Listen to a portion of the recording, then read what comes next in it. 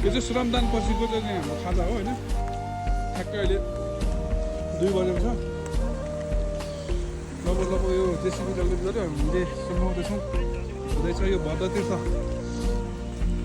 र ट्याक्कै भद्रतीर्थ भन्छ यहाँ। अब कुण्ड यो एरियामा चाहिँ कुण्ड बन्न लागिरहेको छ अनि यहाँ चाहिँ गोलो कुण्ड बन्छ। अनि त्यसपछि त्यहाँ लगभग 8 र 16 सकेसम्म हामीले 14वटा चाहिँ धारा ढुङ्गे धारा हाल्न खोजेका छौँ। बा यसो केही भनिदिनु यसको बारेमा। अब यो हामीले चाहिँ अब यहाँ 8वटा चाहिँ ढुङ्गे धारा हाल्ने चाहिँ कार्यक्रम राखेका छौँ। हजुर नगरपालिकाबाट चाहिँ हामीले जोजा ल्यायौँ। हजुर सफा गरेर कन्डिसन चाहिँ खनिसकेको छ र नगरपालिकाबाट चाहिँ पाइप पनि हामीले चाहिँ उपलब्ध गराइदिएको थियो। त्यसबाट ल्याएर आज हामी 3टा धारा चाहिँ यहाँबाट चाहिँ खसाल्न आइरहेको छौँ। यो यसो उ गरेर सफा गरेर हजुर अनि हाम्रो चाहिँ भाइहरूसँग चाहिँ यसो राख्छ।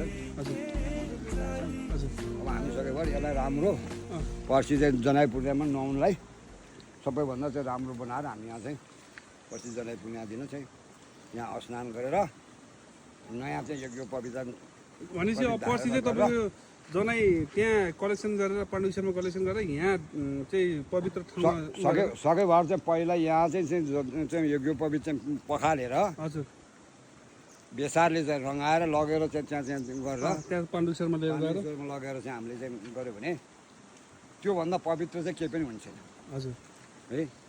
सबैभन्दा यहाँ चाहिँ हामी ल्याएर जनाइलाई चाहिँ पखालेर बेसारमा चाहिँ रङ्गाएर त्यहाँ लगेर चाहिँ जनाइ ऋषि तर्पण गरेर चाहिँ हामीले यज्ञ पवित्र धारण गऱ्यौँ भने हामी मोक्ष हुन्छौँ। यस्तो तीर्थ छ यो कि यति चाहिँ पुण्य तीर्थ छ कि जसले यहाँ नुहाउँछ हजुर पाण्डुकेश्वरको दर्शन गर्छ भने मोक्षदायक छ। ल मोक्षदायक छ। हस् हस् त धन्यवाद। धन्यवाद।